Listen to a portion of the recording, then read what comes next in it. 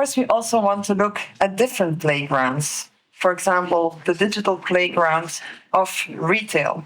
For this, I would like to invite my guests also on stage to join me here for the panel discussion. Today, we will be talking about the moment where retail goes beyond a transaction. What used to be a very linear journey, see a product, click and buy it, is turning into something else. Discovery through play, identity, participation, community. So here is also the shift that technology and gamification are shaping how today people are exploring, how they trust, how they decide, and increasingly how they are buying. So we see this unified brand ecosystem emerge where physical products unlock digital experiences, and these experiences create desire, loyalty, and conversion back into the real world. So my name is Ann Claes from the agency Masjien, where we focus on fashion, sustainability, and technology. And I love this specific moment because I think it forces us a little bit to rethink what is value and connection. So I am joined here today by three experts who sit right at the intersection of gamification, immersive technology, and connected products. So I welcome Giovanna Casimiro, who is Professor Technology Lead at the Institut Francais de la Mode in Paris, and also cross-metaverse producer and XR specialist at Sawhorse. Welcome. Then we have Matthew Klimpke, who is the co-founder of Vyking, and we have David Geisser, the co-founder and CEO of ZATAP. So let's kick it off. Welcome to my panel. So we can say retail is in a metamorphosis too. So what is fundamentally changing right now, and what is your role today to make that happen? Matthew, maybe you can kick off with what you're doing at Vyking. Yes. And introduced, my name is Matthew. I'm from one of the co-founders of Vyking. What we're doing in this space, we're creating digital product twins. So we're using 3D scanning to create digital replicas of the products that exist in the real world. So with that, we have a software platform. People are able to. We work with brands that integrate this software to enable immersive experiences, whether it's like 3D viewing or virtual try-on, and this is all derived from we need the 3D asset in order to be able to do that, and we're very much focused on high-fidelity digital twins that give that product truth. We're also using the same 3D assets to accelerate content development, whether it's video or imagery, but it really is about having that product truth, and I think that's what any brand with a lot of integrity, they want to really represent the product as accurately as possible. Mm-hmm. Gigi, maybe you want to give your role in it today. Well, first of all, thank you for having me. Well, as a professor, I have been pushing a lot. I would say the overall innovation at IFM, including XR, AI, gaming, and Web3. And I was the head of Metaverse Fashion Week a long time ago. So I think for me, my mission is really to push people out of their comfort zone and really make younger designers and business managers in the space of fashion and luxury to understand that technology is not a subject, is a framework where everything lives. So we need to understand how holistically assess technologies depending on the problems and the challenges and the goals. Mm-hmm. And of course, to make fashion fun and understand that the younger generations, when I talk about the younger Gen Zs and the alphas, they come with a different perception of identity, of reality, and the value of a product and its a story. Mm-hmm. So how can you reconnect all of that? And then, of course, we got to have fun, because fun also makes us feel that we belong. So how we will belong more to fashion and participate is also part of my mission. Yeah. And I think this fantastically also leads to what you are achieving, fun and participation, I think, David, maybe? Yes, 100%. Also, thanks from my side for having me. What we are doing is we want to use physical products, physical fashion as a playground, a starting point for consumers to interact with their beloved brands. And yeah, we think there is a big gap today from like usually the moment you buy something, except for a few very good brands, there is usually very little engagement between the people buying these products and the brand going forward. And I mean, there is obvious things like digital product passports that come with such technologies. But I also think the technology offers a lot more. We heard about gaming and gamification, which is not always just gaming. It can go way beyond loyalty. So there is a suite of opportunities that come from these connected products. And I think it's just a great way to get to know your buyer, to get to know who is wearing your products ultimately. Yeah.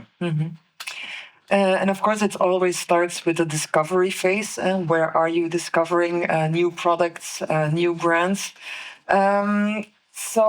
Gigi, when does play actually become like a serious discovery? When goes it beyond entertainment in social worlds or other environments? I think that it's already beyond entertainment. I think that we already left behind the era where playing was like, burning my free time. Now I think it's where people shop, where they meet friends. So I think when we look into the fashion space, we're already in an era where your marketing strategy needs to consider how you're going to gamify the product discovery. Maybe it's about the community building. Maybe it's not so much about the product, but about the culture of a company and as one of the channels within the omni-channel strategy.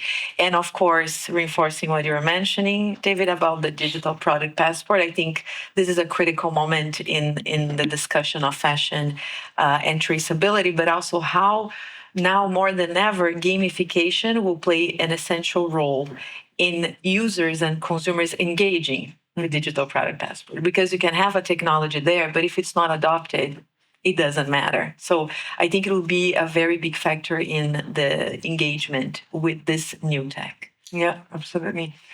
And maybe also in this first phase, let's go a little bit deeper into what digital twins can mean, because you've talked earlier also about a product digital twin and a human digital twin. Can you explain a little bit more about that? Sure. So I think for a product digital twin is it could be like a shoe, and you create a digital replica of it. But there are two forms of digital twins for humans. You can have like an AI avatar, which is completely derived from the AI. You feed it some images, and it will create that version of the person, or it can completely create a fictitious identity. And on the other side, and what we're very much focused on is like real digital like 3D scans of real people, of models that can be used in virtual environments. So it's still the full representation of that person from the real world. And I think that's there's been a lot of like a bit of controversy around creating like full synthetic humans that are then used to promote products. And this is there's a lot of brands that are just going like accelerating very quickly down that path. But on the other hand, that like we're also seeing that there's demand for to respect all of the work that's already been done in the creative sector, the models that are there, a lot of the processes that have already existed. But how do we take those representations and bring them into digital environments, so we're not completely abstracting from reality so quickly. So in the discovery phase, you could say that visualization is an important asset, while for decision making and fit, you would need different technologies and different.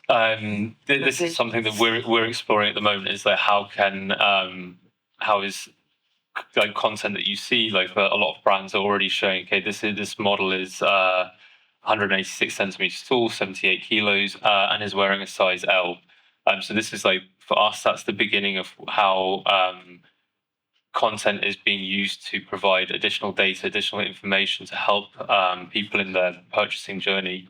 And in order to have a wider data set, we're going to need more humans. We're going to need to dress them in different sizes and use that as a offer to the customer like a way to visualize multiple sizes on a body that exists in the real world. So I think that's one of the things that we're going to see over the coming years is like content and on-model imagery as a way to visualize fit, not just seeing static PDP imagery as a way to show style or kind of like to persuade, but actually giving like a layer above, being really giving some more fit context to what's going on. Mm-hmm. And this layering, we see it also more and more on physical products, how a physical product can actually become a portal to additional information. And then we're looking at engagement, a more interactive layer, what David, what you're working on a lot. So if we look at this product as a portal, how can people engage actually with the physical product, and how can we make sure that this entry point can become an experience for them? I mean, there is many different ways how they can engage with the product, and I think it's also definitely depending on your brand and your audience, what fits. Like, might be a different goal for a certain brand than for another one. And then to the second part, I think it's very crucial, or it's actually needed, that this is an experience and that there is engagement happening. And I think that's also to Chichi's point from earlier. I think new generations of consumers, they are not only buying a product, they are usually buying some set of story or some kind of feeling. And that is the same if you buy a can of Red Bull or if you buy something much more expensive. You buy the story and you buy the values of that brand. And that's, for example, a great starting point. So if a brand is associated maybe in a very playful way, it could make sense to have these connections to gaming and offer the buyers a way to engage with the product, maybe in video games, or use it as part of their digital identity. While maybe for another brand where the focus is very much on their ecological footprint, there could be a completely different experience that is much more around the materials and the ecological impact of them. Mm-hmm. Because indeed, digital product passports were just mentioned, which is more compliance for companies to follow the legislation that is coming from the European Commission.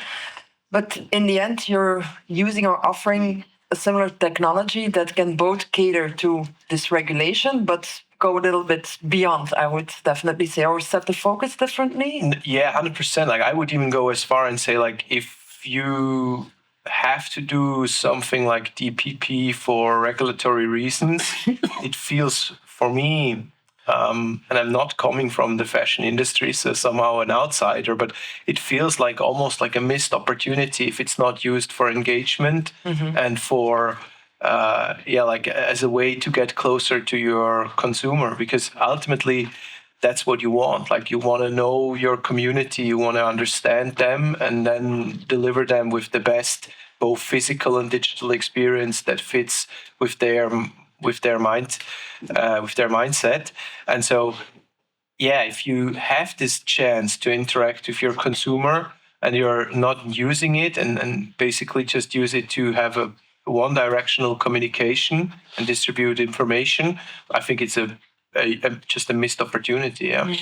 Can I? Yeah, of course. No, I think that this is so fascinating because I think in the game space, we do have a lot of economics that are very interesting, that rewards creators, the UGC economy, which is user-generated economy. We have payout systems, right? And then for a while in the Web3 era, we used to talk about play to earn. And then yesterday, I was talking to Dr. Gemma, who will be here later today, about the idea of where to earn. Because I don't know if you remember, we're talking so much about that in 2022. And that's something that I feel that if you can actually activate a garment connected to digital product passport, but then it's kind of, you're doing the check-in of a product, it measures your loyalty, you could be rewarded for that. It's almost like unleashing the gamification to a real product, your real life. And And that will impact also the value, the sustainability, the duration of the value of a product. Because I can wear, I can be rewarded, I keep engaging, and I'm not going to throw it away or stop. So there is also a sustainability angle into that. Absolutely. I really like that thought, because in other words, you have fun or you have pleasure with the product for a longer period of time. And we also see that usually there is a spike with engagement right at the purchase or right after. And everybody knows that, like, you've bought something new. Like, how do you feel about that 2 or 3 weeks down the road, or even just a few days later? It's not the same level of excitement. But if you can suddenly use that for, like, you can, I don't know, like, use your product as a ticket for an event, or you can even use it in virtual realities, eventually you can extend that joy, you can extend that engagement between the customer and the brand. And I think that's really exciting opportunities ahead. Absolutely. Another technology that is really on the rise is virtual try-on. So you can actually try on different pieces in a digital way before you make certain decisions. Matt, you have a lot of experience on that as well. I mean, yeah, that was like initially our main focus was on the virtual try-on for footwear, so like integrated into like mobile apps and into websites.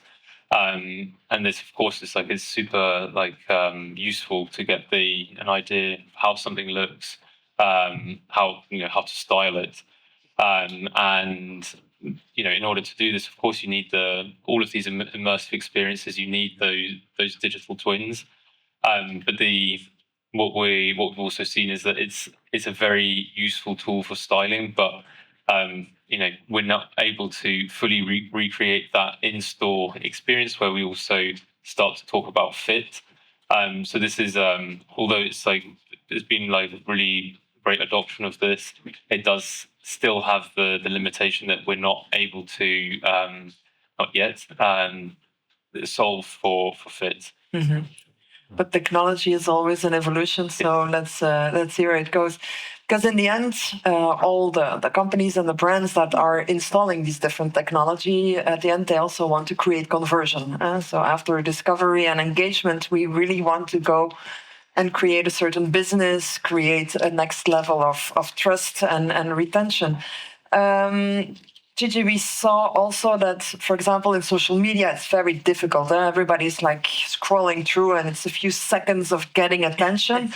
And I know in gaming, for example, it's a whole different story. Can you tell a little bit more about conversion there? Of course. I think that the success of a brand in the game space when you do an activation, of course, is measured retention, maybe more than conversion at first, is like how long people will stay in your experience.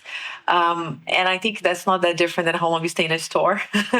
So I think that sort of engagement is part of the KPIs that brands should be looking into, especially now, because I see a lot of brands want to come and they want to sell things online in games, and then we can talk about Roblox or Fortnite. But the truth is, you need to be known by the community. So sometimes brands that have a huge heritage outside will come into that space.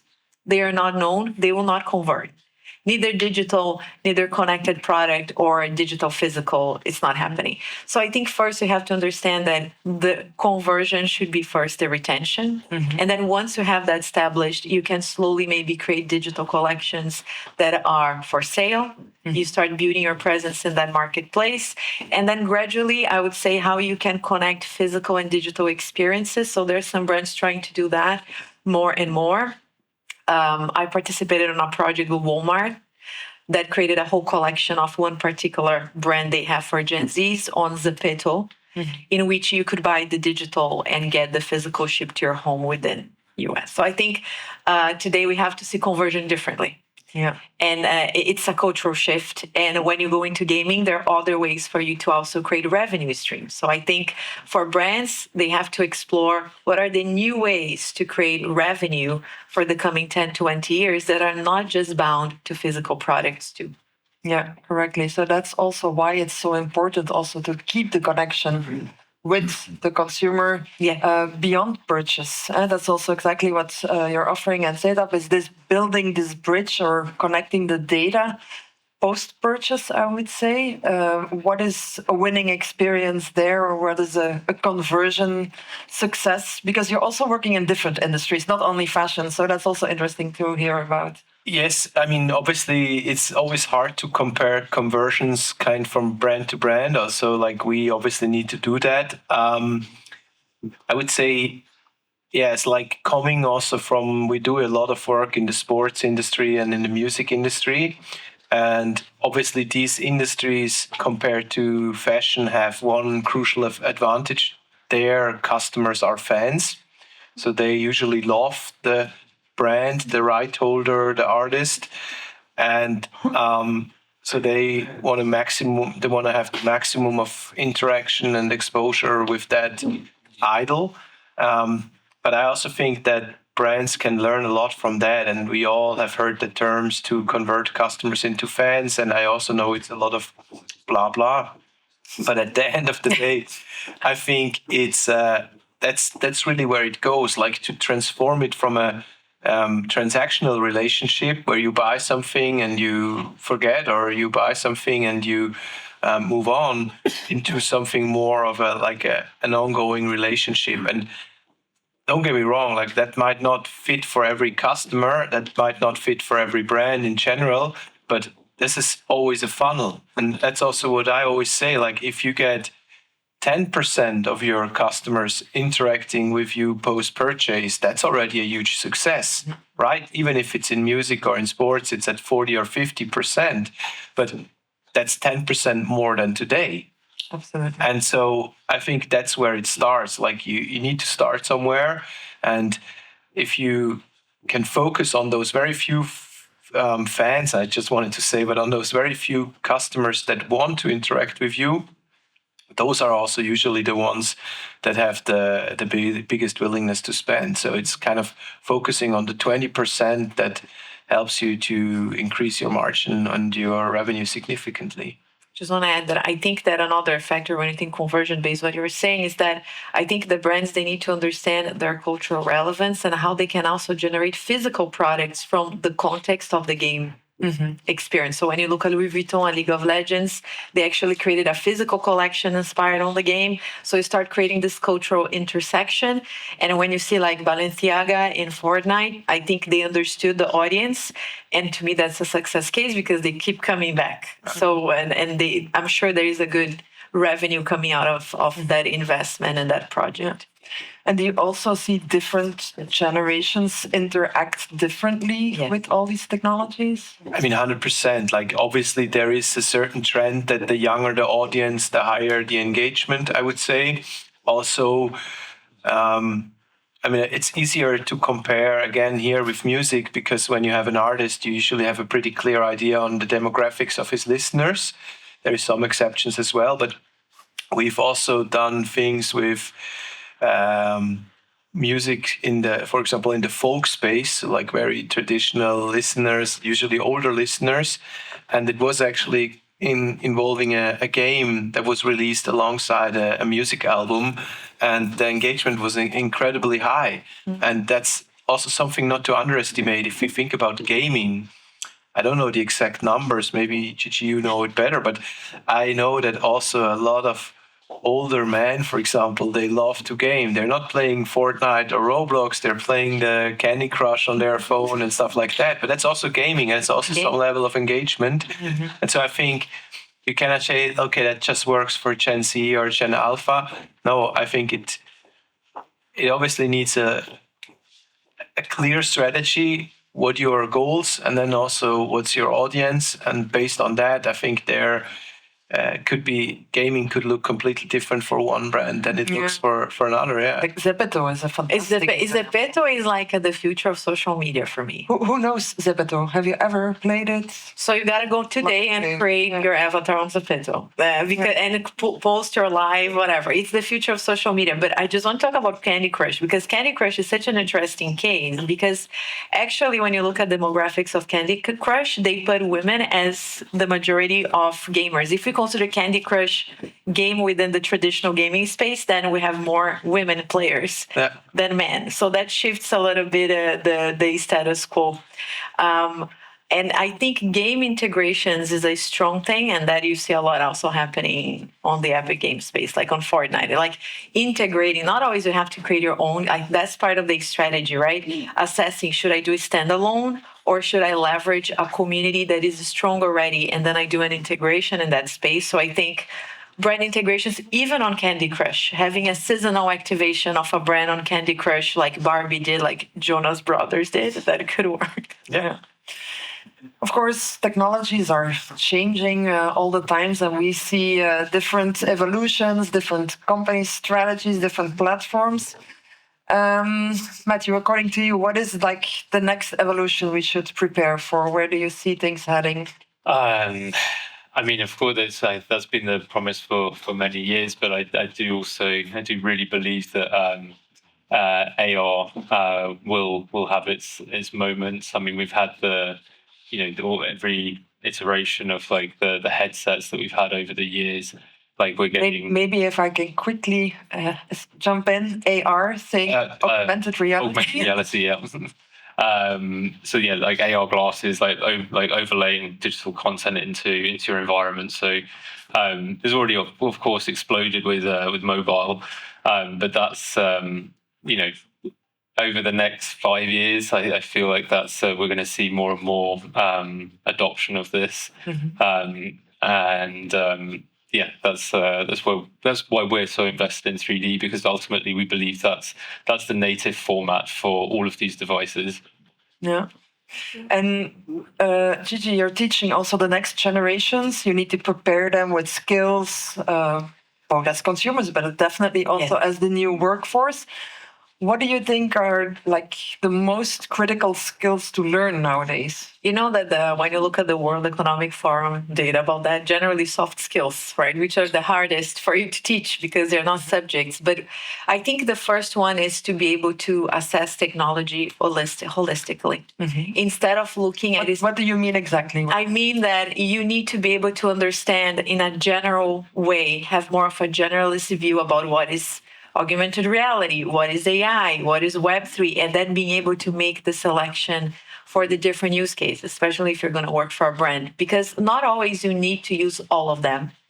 And specializing in just one as a strategist in the fashion space, as a manager, for example, or even as a designer could be, I think, a danger, like it can be trapped. And then I think it takes me to tools. I feel that we are entering this era of customized web where we'll be with AI vibe coding our own applications and solving very specific problems. So I think what is really important is to learn the new logics of making things. Building algorithms in your mind. We don't need to be developers to build an algorithm. It's about answering questions and knowing the pathway.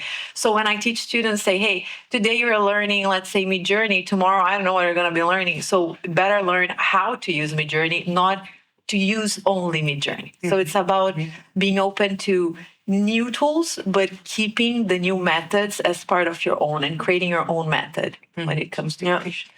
I think it's indeed critical thinking and looking at things differently, which I also think is very important, is to not only look at the fashion sector itself, because very often, same as today, we are looking at different cases within our own sector, but that's also why I like to hear experiences from other industries. What can we learn from that? So David, also working with different industries, what can we learn or what could we implement maybe from the music industry that you're working on, or the sports industry? I mean, that's a good question, but obviously there is plenty of learnings. Like, I mean, again, as I said earlier, like one thing that these brands, if you want to call them brands, master is that they create a very emotional product. And for me, the product is not just the soccer game or the concert that you attend. Like, the product is much more holistic. It's the entire experience. If you, I don't know, like if you take global artists like Taylor Swift's or the Bad Bunnies of this world, like they kind of create a holistic product that is much more than just music or just merchandise or something like that. And I think this is also something we see maisons, fashion brands like developing towards too, so that they of course, by the end of the day, they offer clothes, but I think it's much more. It's like the story that the brands, the people are buying, and the ones who master that storytelling, they stick out, especially in a world where we are flooded with AI generated content, and it gets harder to separate. The really good stories and the well told ones, those are the ones we stick with. Those are the ones that stay with us. And I think that should be also the goal for the brands, like to tell their stories in a way that it sticks with the people and it stands out. Yeah. And Matthew, indeed, we see this importance of emotion and creativity and artistic direction and vision. We also saw it in the keynote earlier to implement in our tools. How do you engage people to take that really into hands? How can people actually act on that? You mean from a creation perspective? Yes. Yeah, I mean, with that's a lot of the brands that we work with. They, we have these 3D assets that we've created for them, and then of course, like everything afterwards, we can implement or use AI to do things. But there's still loads of groundwork that you have to do before you start instructing AI to create a scene. Like, it has to be like everything has to be aligned with what the brand already stands for. It can't just be like, hey, give me a snowy environment, and it just like get something kind of generic, but it looks kind of cool initially. But there is still like we spend a lot of time going back and forth defining things, and then at that step, then we move into AI and start to do some experiments. But it is, it's very methodical because I think the temptation is, it's so quick, we can do it super quickly, but it's that you can quickly run away and lose track. Mm-hmm. Yeah. So I think today there are so many opportunities, technologies that you can implement, skills that you can learn. So maybe one last question and also advice for our audience. If there is one specific skill, action within, let's say, the next 90 days, what would be your advice? Where would you focus on? What would be the thing to do as the next step? Who wants to go first? Go build your own virtual identity right here, right now. I think go try. I think my advice is always like, you only understand if tech is your friend or your enemy, because a lot of people are afraid, if you are in the game, if you are playing with that tool and you can criticize. Otherwise. And can you give some examples where to build it? I mean, Zepeto, Fortnite, Roblox, Candy Crush, if you're more conservative. Yeah. And AI, I would say, I think people should really try multi-models like Crea, for example, or FreePeak, where you can have multiple AI models available for you to try. And then once you know what you really like, then you can be more conservative. But I think people should really have fun in those spaces. Okay, have fun is also good. Very important. Matthew. I mean, the advice here is like if you're selling anything in fashion, like whether clothing or footwear, and you've already got your your image set, and you've done your like very good product photography, there are some like really great tools that you can use like Crea to create contextual environments and like. The before it used to be, if you wanted to invest in that, you'd need to like work with an agency, and it would cost potentially like several thousand to be able to do it. But now, if you have access to these tools and you have like very good quality imagery already of your products, you can start to test this out. You can A/B test it, see how whether people are interacting with the content more, whether it's actually increasing conversion. So I think that's super like straightforward, simple to do and to test within 90 days for sure. Yeah, fantastic. David, your advice? I mean, I can only agree on everything that has been said so far. I think it's very crucial to stay curious, to try things out yourself, not just to like to look at it. But for me, what's also like I personally try is to stay focused and to go deeper on some things, because we are all like overflowing, like getting bombed with these 30 seconds, 20-second reels. And I realize myself, like for me personally, sometimes it's harder to go into a topic and to understand it more deeper. And that comes with trying it out yourself. But for me, that's also a personal goal, like to stay focused for a longer time and not get distracted so easily, which maybe is my advice. Yeah. Yeah, absolutely. Because as I said from the beginning, retail is no longer this linear system. It's becoming same as circularity. It's moving. It's going with a lot of touch points, full of exploration, full of experiences, trust, connection. Yeah, we have seen technology can definitely be an infrastructure for better decisions, meaningful engagements, and hopefully also more responsible systems. So a big thank you to the panelists here for the engaging conversation and